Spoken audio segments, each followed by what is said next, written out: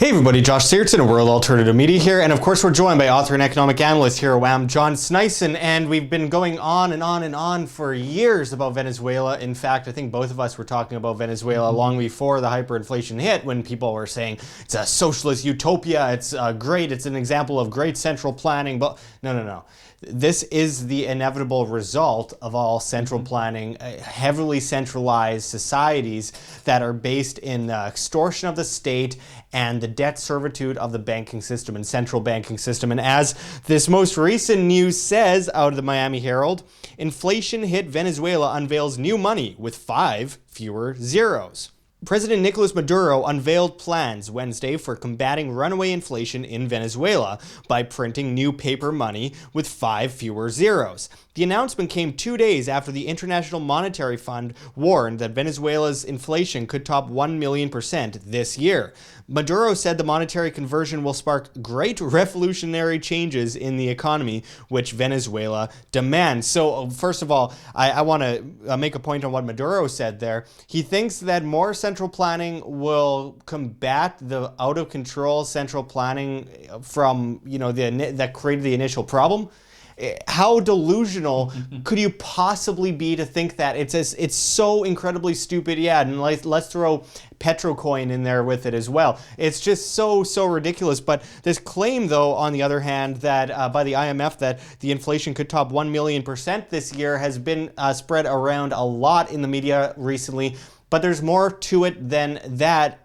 John, looking at the free market or / black market numbers, the inflation rate is far higher than that. Can you go into that a bit? Yeah, of course there is. And I always have told people, by looking at like historical standards of how fast the hyperinflation destroys the currency, it's usually within a year. And actually, you're looking at, there's so much on track right now when we'll show you the actual exchange rate, the official exchange rate, and you can see how fast it's started to hyperinflate. Now, if we go and take a look at the numbers here, before that, I actually want to say, the reason why they are in a hyperinflation right now is because the government was dependent on oil. And this is stupid governments, of course, around the world are siphoning off money from the private sector that, runs all the businesses to, create something. And then they were sitting on top of that, depending on, $130, $140 a barrel oil in order to run their budget in a surplus. Well, we know that oil dropped to 30 at the lowest dollars a barrel. So you can kind of see what kind of shit they got into. And I said that in my book, The End of Freedom, How Our Monetary System Enslaves Us, in 2014 when I wrote it, that's going to be a problem. And you probably, like, as you're reading this book, I said, they're going to be in a hyperinflation or something, similar devaluation or something, because I knew that was not a sustainable path to be on. But let's get to, the numbers here and take a look at what I have calculated of inflation by looking at the exchange rates. So I took the exchange rate from that was on 8th of January 2010, and at that time the government had a fixed rate to the US dollar of 2.15 bolivars. Well, if you look at today, and I'm not going to use the government's official numbers because I frankly don't believe in them. I know that they're looking at, I think it's 130 something 1,000% inflation or something, if I'm not completely mistaken. But when I used what I always use to look at kind of the free market, the black market, to see what it could be, I took a look at the Bitcoin price in both bolivars and US dollars, and what I did is I divided them between each other. And what I found was interesting, because you're looking at about 28 billion as of current it takes to buy one Bitcoin on local Bitcoins in Venezuela. Well, if you look at the current exchange rate of Bitcoin right now, it's 820 US dollars.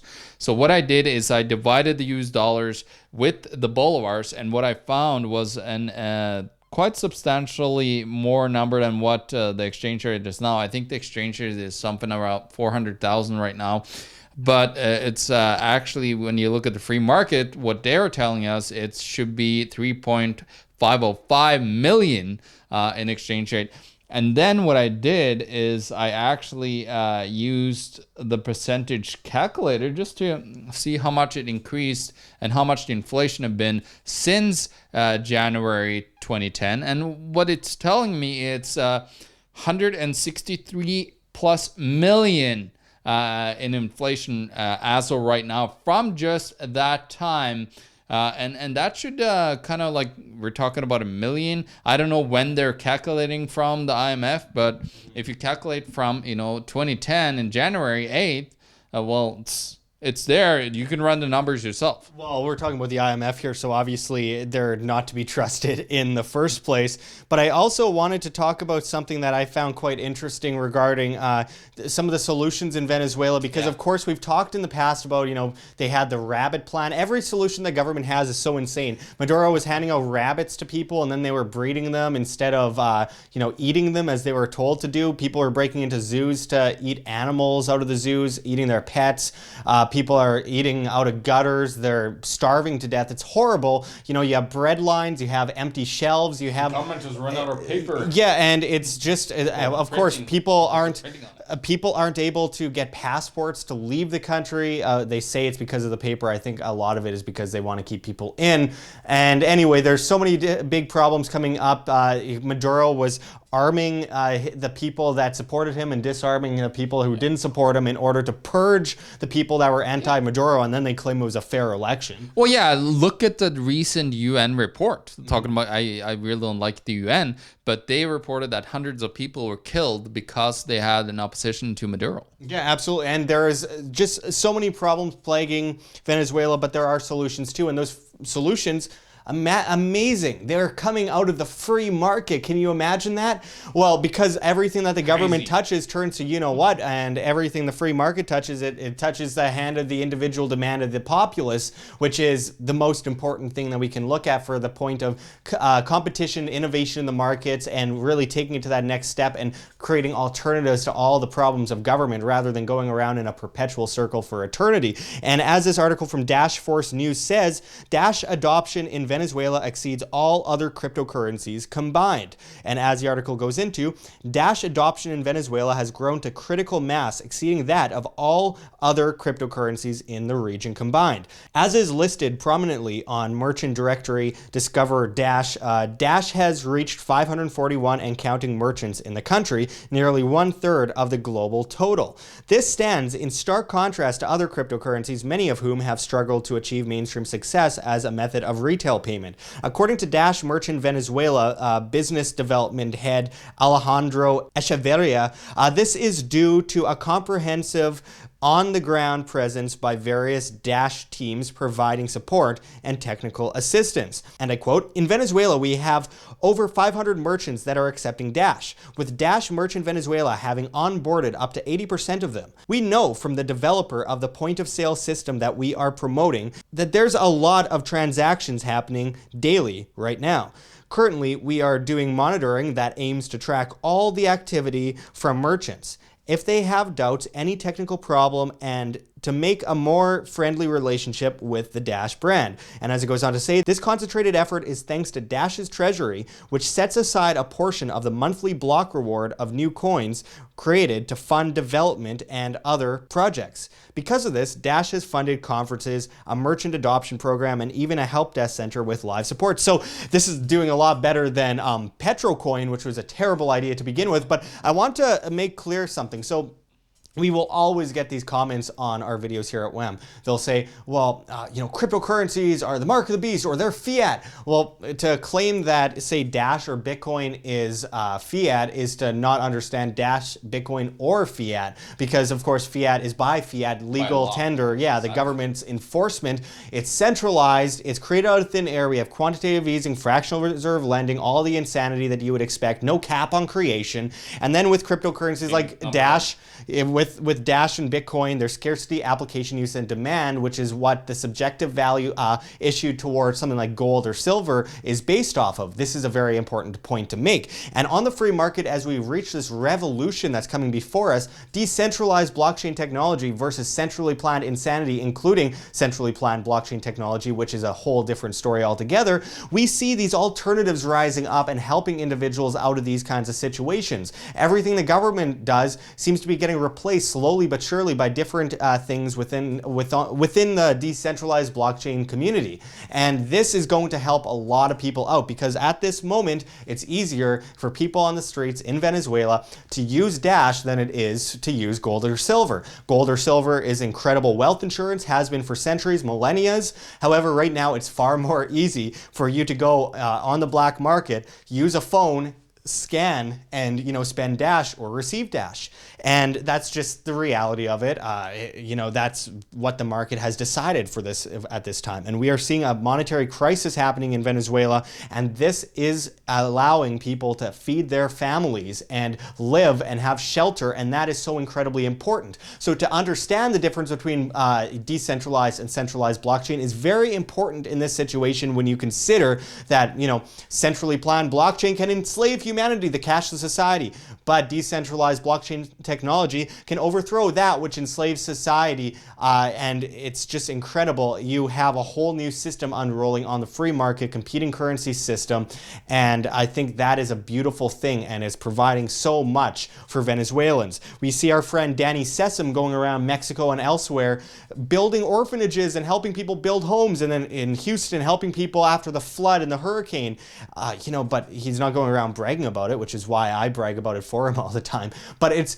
incredible what he's doing with it. And yet we have, different alternatives to terrible exchanges online, because I can't stand cryptocurrency exchanges. But you have EOS Finex coming up, which is amazing. Then you've got Freos, which is amazing, a decentralized internet technology.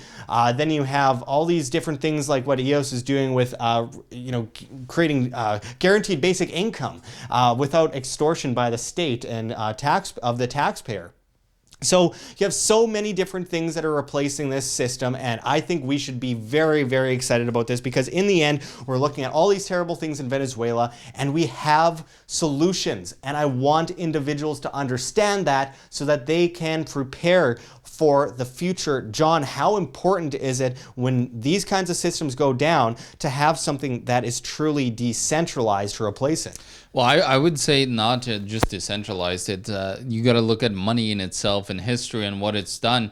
Having something that's decentralized is so important, especially when you look at monetary policies throughout history. Was always in control of some kind of central entity, and this is the first time in history that we've seen something that is not controlled by a central entity itself. Well, you could create, of course, cryptocurrencies that are run, by 51% or so on. And there's a lot to be said about the risks that are involved in, accumulating the mining power and also and certain currencies. But there's a lot of good currencies that are looking beyond that and trying to create more risk-free currencies that are not being able to be controlled that way.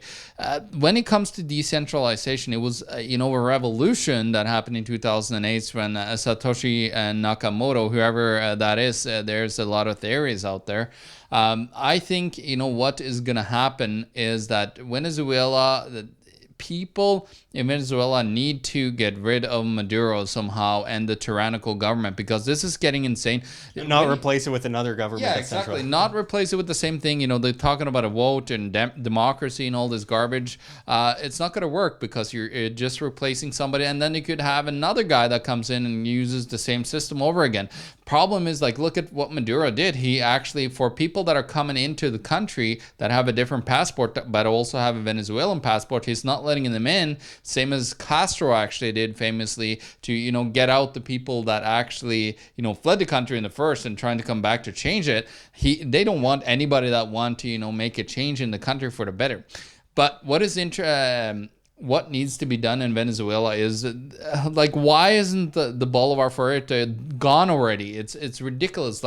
Why are you letting and the stupidest, most insane idea ever in history is removing zeros by trying to make people believe that the currency is less more valuable because you removed zeros from it. It's like utter insanity from Maduro and his government, but it's just desperation because they are, at a point where like, well, let's try something completely new that none of the other stupid central bankers or private bankers did throughout history. So let's just remove some zeros and see how that works. It's the same stupid idea. Like, it doesn't matter if you remove zeros or whatever. It's paper money. And actually, Josh, if you want to put up this picture that I just shared recently, but I shared it because a lot of people said, like, look at this $1 US and how much buys you in $100 bolivars bills that they had, like a massive stack. It was ridiculous, right?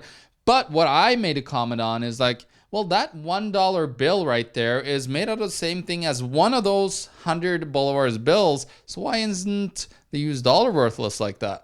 Yeah. Think about it. Yeah, and I do want to make a note of the fact that, of course, most cryptocurrencies are not good. You have to do your own due diligence and find the right ones, because many have great fundamental value and are just world-shaking, but then there's others that are just terrible, and there's a lot of really terrible ones and a lot of scams out there. So do your own due diligence, because it's not just any are good. Don't just jump on a pump and then lose all your money. Seriously, it's very risky, but looking at the top ones, other than Ripple, you can find a lot of good fundamental value there. And of course, all fiat currencies eventually revert to their true value of zero. They always have, they always will, going back to 1024 AD in China, and this time is no different. And with Venezuela, we are seeing them on the cusp of one of the biggest hyperinflations that we've seen in recent days, and they just keep pumping it up and inflating, and let's try and prop up a dead horse. And you know what? This is going to happen eventually worldwide, as with the world reserve currency. And the biggest excuse I hear all the time, and especially on our videos on Venezuela, is,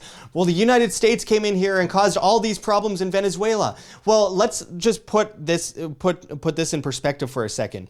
So yes, the United States did have a lot of involvement in Venezuela. That's stupid, that they shouldn't have been involved. Of course, the US likes to get involved with everything. But with that said, they just used the tactics of central planning and socialism to bring the country down, if anything. So in the end, don't look only at the United States, look at the idea. Look at the idea of what was pushed forward in Venezuela. The laws against everything, the regulations, the taxes, and then the hyperinflation. That is a problem, and that is the idea. And no matter what government's involved in it, we shouldn't have it. We should break free, decentralize, and rule ourselves. Well, also, you got to remember what's left in Venezuela is, of course, the massive debt that they have to the United States. I believe it's 42 or 48 billion dollars. And that is the biggest problem, because they didn't have any of their own debt. Like, for example, China mostly issues money like debt in their own currency, so they could just print themselves into oblivion.